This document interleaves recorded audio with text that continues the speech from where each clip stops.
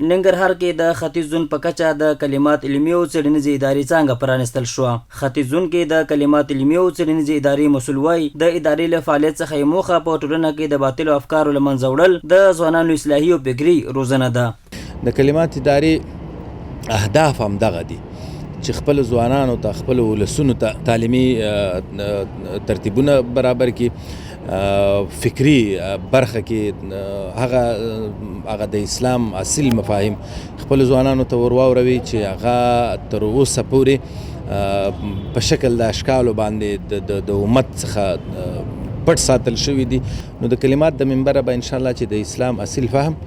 ځوانانو ته اورول کیږي او رسول کیږي. د ننګرهار اطلاعات او کلتور ریاست د اطلاعاتو امیر به دغه ادارې رامنځته کېدل یو مهم ګام بولي او د هر اړخیزې همکارۍ ډاډ ورکوي. د کلمات علمي او تحقیقاتي اداره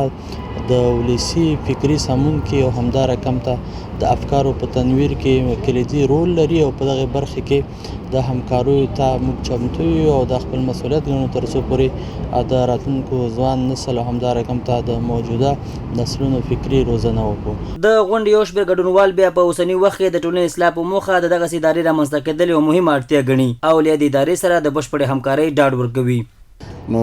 د دې په خاطر چې موږ په دیني لحاظ باندې، په وطني لحاظ باندې، په ټولو په کلتوري لحاظ باندې یکسو اوسېږو، موږ ملي وحدت ولرو. د دغسې کارو دپاره یا د دغسې افکارو د بیرته راژوندي کولو دپاره نو د کلمات غوندې ادارې چې تحقیقي ادارې، علمي ادارې دا اړینې دي. او دغه کلمات چې کومې موخې او اهداف دي او په مشرقي زون کې دغه فعالیتونه ترسره کیږي دا زیات مهم دي، ځکه اوس په ټولنه کې ځینې باطل افکار موجود دي، ځینې مسایل موجود دي چې دغه اداره به کولی شي دې ادارې په وسیله موږ کولی شو چې دغه باطل افکار له منځه یوسو. د یو ځوان په توګه باندې دغه ادارې سره په هره برخه کې موږ همکاري کوو، ولاړ یو ورسره نور ځوانان هم رابلو ور تر څو دغوی ذهنونه روښانه شي، جوړ شي. د دغه ادارې د مسؤلینو په وینا د اسلام مبارک شریعت په اړه سم پوهاوی په ټولنه کې د باطلو افکارو له منځه وړل د اسلامي ټولنې اصلاح او مسلمان د اسلامي شریعت په مسیر برابرولې له نورو مهمو اهدافو څخه دي.